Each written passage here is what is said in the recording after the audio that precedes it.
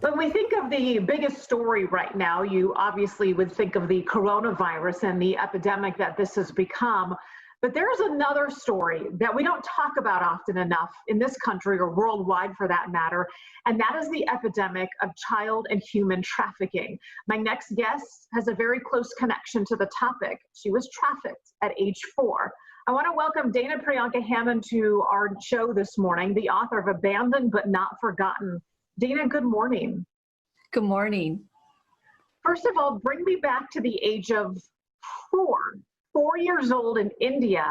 And I have to be honest, I don't remember anything from that age. What do you remember from what happened? Oh, wow. A traumatic situation. I obviously, when something traumatic that takes place in a person's life, they can't help but to remember that. And I was abducted from my parents, and then being thrown in a burlap rice sack and taken away. And I just remember just constantly feeling sleepy and not knowing what was going on, feeling scared and terrified, and I was always falling asleep, and I just didn't understand why.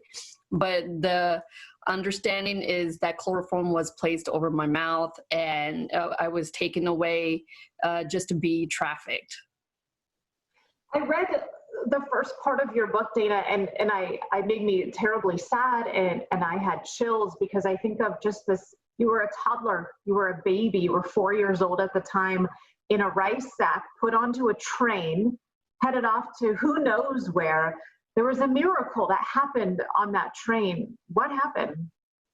At the train station, when I was found, I was taken from a police officer at the train station and brought to the orphanage.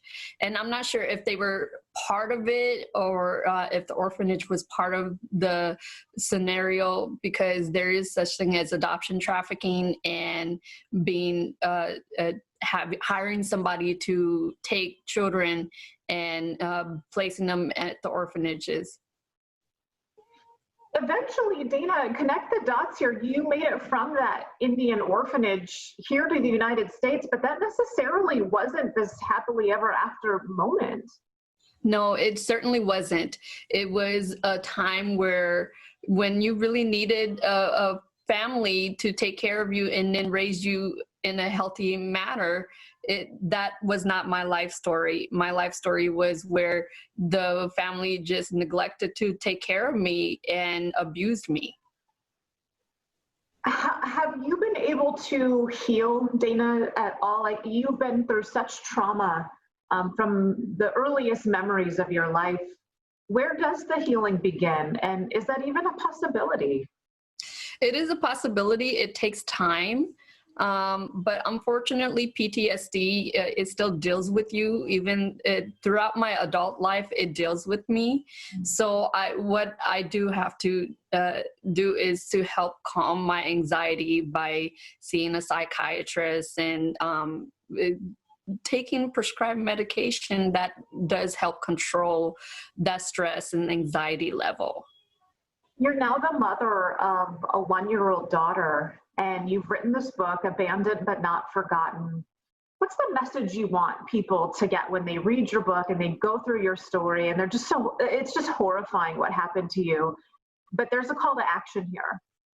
Yeah, what I want is people to rise up and say, this has taken in my life too, but I can rise above. If this lady can, so can I. And there's help out there.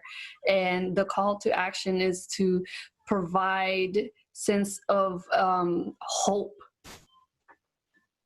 And as far as finding your birth parents, finding your history, have you been able to track them down? Is there any closure for them?